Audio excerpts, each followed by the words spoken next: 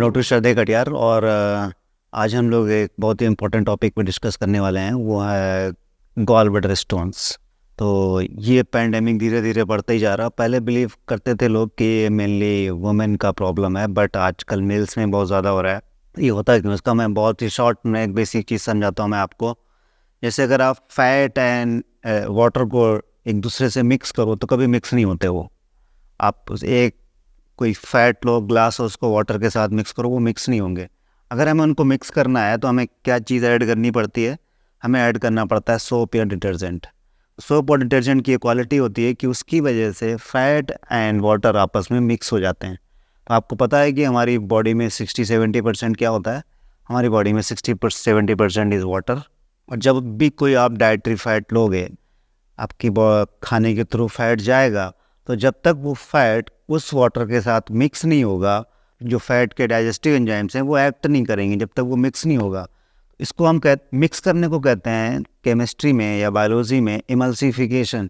तो first step of fat digestion is emulsification. पहले emulsify होगा फैट, मीन्स डिज़ोल्व होगा पहले फैट पानी के साथ, फिर वो डाइजेस्ट हो सकता है। अब अगर आपने खाया फैट तो बॉडी में सोप और डिटर्जेंट कहाँ से आएगा? एक्चुअली में ये हंसने की बात नहीं है, हमारी बॉडी सोप एंड डिटर्जेंट बनाती है। और वो कौन बनाता है? लीवर बनाता है वो सोप एंड डिटर्जेंट। अब जो हम खाना खाते हैं वो मील टाइमिंग तो हमारी 2 या 3 बार होती है दिन में, तो उस टाइम ही हमें उस सोप की ज़रूरत पड़ेगी। तो लीवर तो कॉन्टिन्यूस ड्रॉप बाय ड्रॉप बनाता है। गॉड ने क्या किया, नेचर ने क्या किया, लीवर के नीचे ही एक पाउच लगा दिया, उसमें वो ड्रॉप बाय ड्रॉप जो भी होता है, तो जो वो सोप आता है या जो डिटर्जेंट आता है वो ड्रॉप बाय लीवर से आता है, और वो ड्रॉप बाय ड्रॉप स्टोर होता रहता है हमारे उस पाउच में। उस पाउच को हम कहते हैं गॉल ब्लैडर। तो वो उसमें स्टोर होता रहता है। वो गॉल ब्लैडर डायरेक्टली कनेक्ट होता है आपकी स्मॉल इंटेस्टाइन से एक ट्यूब के थ्रू। जब भी हम मील खाते हैं तो वो गॉल ब्लैडर श्रिंक कर जाता है, हिंदी में कहेंगे पिचक जाता है, और सारा जो उसके अंदर जो डिटर्जेंट है या सोप है या बाइल है वो आ जाता है स्मॉल इंटेस्टाइन में, और वो फैट का एमल्सिफिकेशन शुरू कर देता है। तो आप इमेजिन करो कि आपकी डाइट में अगर इनफ फैट नहीं है तो उस बाइल या डिटर्जेंट की ज़रूरत नहीं होगी। तो बट लीवर तो ड्रॉप बाय ड्रॉप बनाता जाएगा।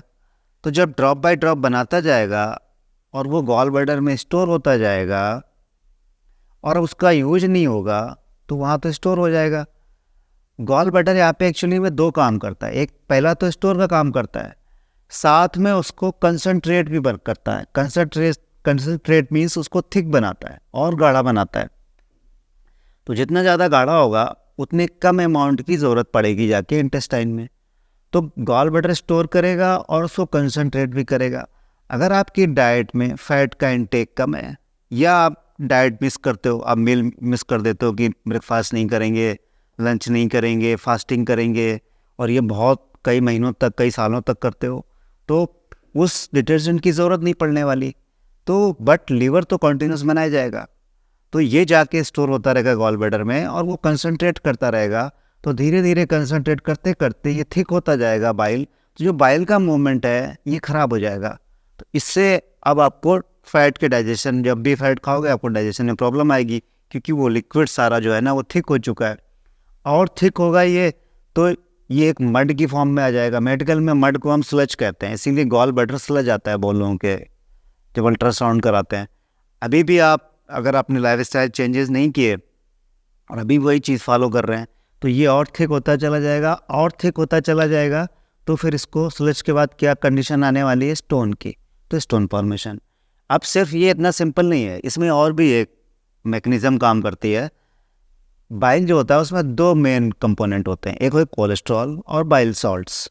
तो जितना ज़्यादा कोलेस्ट्रॉल का लेवल होगा बाइल के अंदर उतना ज़्यादा वो सॉलिड होगा, और जितना ज़्यादा बाइल सॉल्ट होंगे उतना ज़्यादा वो लिक्विड की तरफ जाएगा।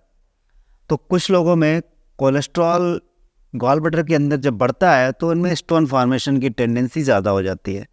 ये कोलेस्ट्रॉल कई चीज़ों से भी बढ़ सकता है। अगर आपका लीवर बहुत ज़्यादा प्रोड्यूस कर रहा है, लीवर कब प्रोड्यूस करेगा? जब आप खाओगे नहीं। तो अगर आप कोलेस्ट्रॉल नहीं खाओगे तो आपका लीवर बनाएगा, और लीवर बनाएगा तो वो गॉल ब्लैडर में जाएगा। गॉल ब्लैडर में जाएगा तो उससे जो रेशियो है बाइल साल्ट के साथ वो डिसरप्ट होगा, और उस डिसरप्शन की वजह से सॉलिडिफिकेशन होगा उस बाइल का और वो थिक हो जाएगा, स्टोन बन जाएंगे। या बाहर से ऐसी चीज़ें ले रहे हो लाइक स्टेरॉइड लॉन्ग टर्म के लिए ले रहे हो। कौन से स्टेरॉइड जनरली देखते हैं? जो ओरल कॉन्ट्रासेप्टिव पिल्स होते हैं वो स्टेरॉइड्स होते हैं, एस्ट्रोजन, प्रोजेस्टेरॉन, इस तरह की गोलियां होती हैं उसमें। तो जो लेडीज़ ओरल कॉन्ट्रासेप्टिव पिल्स बहुत दिनों तक लेती हैं उनमें भी स्टोन फॉर्मेशन की टेंडेंसी बहुत ज़्यादा हो जाती है। क्यों? क्योंकि उनके गॉल ब्लैडर के अंदर कोलेस्ट्रॉल की वैल्यू क्यों बढ़ती है? कोलेस्ट्रॉल की वैल्यू इसलिए बढ़ती है क्योंकि कोलेस्ट्रॉल से ही एस्ट्रोजन प्रोजेस्टेरॉन बनते हैं, और जब आप बाहर से एस्ट्रोजन प्रोजेस्टेरॉन लोगे तो जब ब्रेक करेगा उसको लीवर, तो उसका जो बाई प्रोडक्ट होगा एस्ट्रोजन प्रोजेस्टेरॉन का वो कोलेस्ट्रॉल ही होगा। अब वो कोलेस्ट्रॉल जो रेशियो है वो उसको डिस्टर्ब करेगा गॉल ब्लैडर के अंदर। तीसरी मैकेनिज्म क्या है? विद एज बाइल सॉल्ट का फॉर्मेशन भी कम हो जाता है। तो इन तीनों की वजह से क्या होगा कि आपकी मील्स की टाइमिंग नहीं सही है, आप फैट प्रॉपर नहीं ले रहे हो, या फिर आप ऐसा फैट ले रहे हो जिसको बॉडी के लिए फॉरेन चीज़ है, वो उसको पता ही नहीं इस फैट है क्या है, जो लाइक वेजिटेबल्स ऑयल, तो उसमें वो श्रिंक ही नहीं होगा गॉल ब्लैडर, ज़रूरत ही नहीं श्रिंक होने की।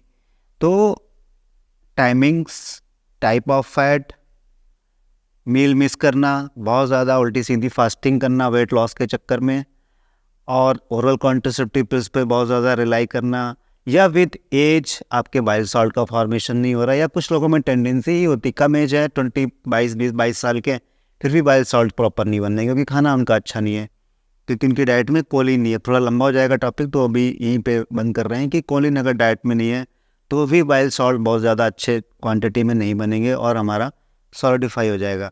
अब लोग कैसे कहते हैं इसको, बहुत सारे क्वेश्चंस आते हैं कि गॉल ब्लैडर क्या बिना सर्जरी के हो सकता है, बिना सर्जरी के हो सकता है? Surgery is the ultimate treatment, but मुझे लगता है सबको 1 से 2 बार या 3 बार ट्राई करना चाहिए by changing their lifestyle and adding some supplements, and there is a good medicine as well जो कि हेल्प करती है अगर उसको हम लॉन्ग टर्म में लें।